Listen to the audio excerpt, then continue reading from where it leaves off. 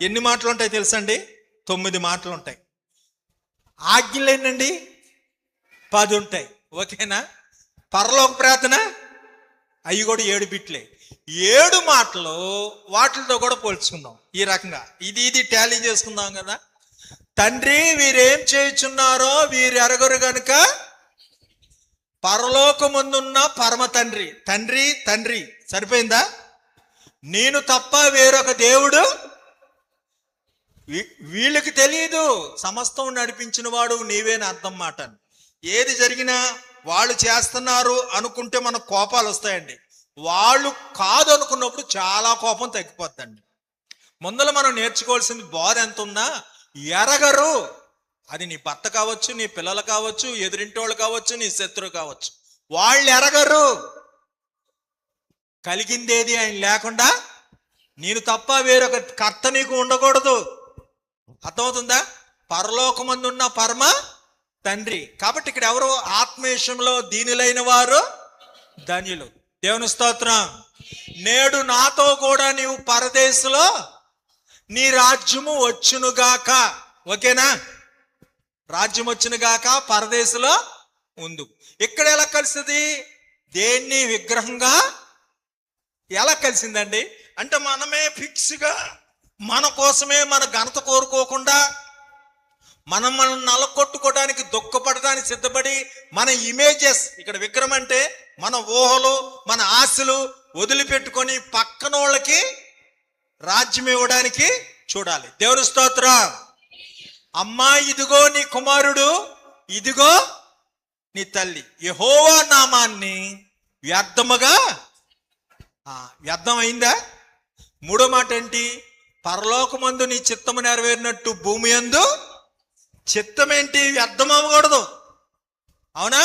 3వ మాట ఏంటి? వ్యర్థమయ్యాడా? తన లోటుని ఆ బిడ్డ తీరుస్తాడు, తల్లి లోటుని మరియమ్మ తీరుస్తుంది. అర్థమవుతుందండి? దేవుని స్తోత్రం. అలాగే 4వ వచనం ఏమిటి? నా దేవా నా దేవా. ఉంటుందమ్మా మీకు ఆ మనసు? ఉంటుందా? నా దేవా నా దేవా నన్నేలా విశ్రాంతి దినాన్ని పరిశుద్ధంగా నువ్వు ఉంటే చాలయ్యా, నిన్నేమాత్రుడను ఎన్నడూ నీ సన్నిధి చాలయ్యా. సన్నిధి ఎడబాటు, దేవుడి సన్నిధి ఎడబాటు. నీతి కొరకు ఆకలి దప్పులు గలవారు, అది కొండ మీద ప్రసంగంలో. దుప్పి నీటి వాగుల కోసం ఆశపడినట్లు దప్పిక. ఏమండి? ఆ దేవుని సన్నిధి కోసం విశ్రాంతి దినాన్ని పరిశుద్ధంగా ఆచరించాలి. ఓకేనా? ఇంకా చెప్పడం మర్చిపోయి 5వ వచనం అండి. తల్లిని తండ్రిని దప్పిక అంటే ఏంటండి? కోరిక కదా. దయ్యను కోరదగినవి ఏమిటి? దయ్య. తల్లిదండ్రుల మీద దయలేని పుత్రుడు వాడు పుట్టనేమి, వాడు తల్లిదండ్రులను సన్మానించాలి. ఎప్పుడు మనం కోరేది ఏంటంటే, దప్పికొనుచున్నానని ఏమండి ఇతరుల పట్ల దయ చూపించడం నేర్చుకోవాలి తప్ప, దప్పిక బోల్డ్ దప్పికలు ఉంటాయి. ధన దప్పిక, పాప దప్పిక, పదవి దప్పిక, రంగురంగుల కూరల దప్పిక. అమ్మురోనుకు దప్పికొచ్చింది, చెల్లి మీదే దప్పికొచ్చింది. అవునా?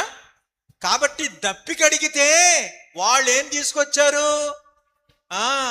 బ్రాందీ తీసుకొచ్చారు. సిసేరా కూడా దప్పిక అడిగితే ఏమండి ఏలు భార్య లోపలికి తీసుకెళ్ళి పడుకోబెట్టి మేకు పెట్టి మనకు అవసరమయ్యేటట్టుగా కొన్ని దప్పికలు ఏర్పడతాయి. నీ చేతనైతే రాళ్ళను రొట్లుగా వాళ్ళ దగ్గర చెప్పుకోకూడదు. ఏమండి? దేవుని స్తోత్రం. యెహోవా సెలవు లేకుండా భోజనం చేసి సంతోషించడం ఎవరికి సాధ్యం? దావీదుకి దప్పికైతే కష్టపడి సైనికులు తెచ్చారు, వాళ్ళు కష్టపడి తెచ్చారని దాన్ని తాగనే వదిలిపెట్టాడు. కష్టపడి తెచ్చినంత మాత్రాన తాగగలమా? సమకూర్చిపెట్టినంత మాత్రాన అనుభవించగలమా? సొలొమోనుకి అన్నీ ఉన్నాయి అమ్మా. సొలొమోనుకి ఎంతమంది భార్యలో, ఎంతమంది లవర్సో, 1000 మంది భార్యలు. వ్యర్థము సమస్తము వ్యర్థం. అవుతుందా తృప్తి? ఆయన యందు విశ్వసించువాని కడుపులో ఉండి జీవజల ఊటలు పడతాయి. అందరికీ దప్పికిచ్చింది. ఈ నీళ్ళు తాగివాడు ఎన్నడో సృష్టిని సృష్టించి జలముల మీద పవలించిన వాడికి దప్పికయింది. 6వ వచనం ఏమండి? సమాప్తమైనది. ఏమండి? 6వ వచనం కొండ మీద ప్రసంగంలో హృదయ శుద్ధి గలవారు లెక్క తేలిపోవాలి. అమ్మా, సమాప్తం చేయాలి. క్లియర్గా చేసుకోవాలి. ఎవరికి అప్పుచున్నావో, ఎవరికి దొంగ వస్తుందో అన్నీ అలాగ హృదయ శుద్ధి చేసుకున్న వారికి ఇతరులను చంపాలని, ఉద్రేక పుట్టే నరహత్య చేయాలని, దూషణ చేయాలని మనసు నాదే తప్పు నాయన అని సరి చేసుకుంటే ఇతరులను దూషణ చేసే మనసు కలగదు. దేవుని స్తోత్రం.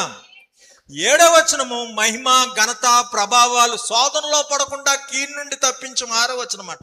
జాగ్రత్త పడి అన్ని పరిశీలించుకొని లెక్క చెప్పి సమాధానము శుద్ధి ఇదంతా 6వ వచనంలో ఉందన్నమాట. మహిమ ఘనత ప్రభావాలు నీకే చెందినగా అంటే ఏమంటే వ్యభిచరింపకూడదు, ఎవరిది వారికి అందించాలి. అవునా కదా? ఎవరిది వారికి ఇస్తారా, ఇంకోరికి చేస్తారా? మహిమ ఘనత ప్రభావాలు ఎవరికి? దేవునికి. 7వ మాట అర్థమవుతుందండి. అలాగా సమాధానపరచువారు అదే 7వ మాట. అర్థమవుతుందండి.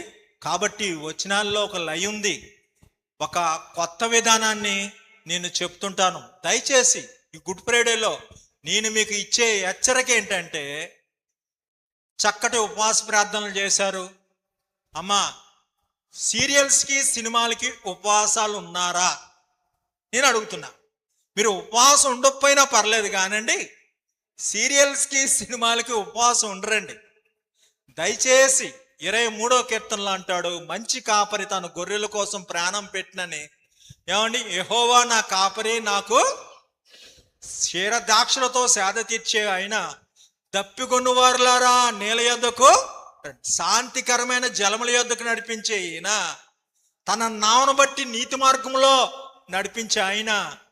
కేవలం ఉచితంగా కృప ద్వారా రక్షించబడతారు.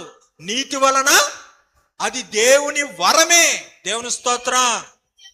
ఆ వరాన్ని ఆయన పాతాళానికి వెళ్ళి చెరగా తీసుకొచ్చాడట. హల్లెలూయా. శనివారం విశ్రాంతి దినం పాటించాలనేది కూడా, ఈ శుక్రవారం చనిపోయాడు, ఆదివారం లేచాడు, శనివారం ఏమైనా ఉన్నాడా? విశ్రాంతి దినాన్ని కూడా యేసయ్య ఎంత చక్కగా వచనంలో ఎక్కడున్నాడు? శనివారం చెరను తీసుకొస్తానికి. హల్లెలూయా. కాబట్టి మనం ఏమండి, దేవుడి సన్నిధిలో యెహోవా నా కాపరి, నాకు లేమి కలగదంటే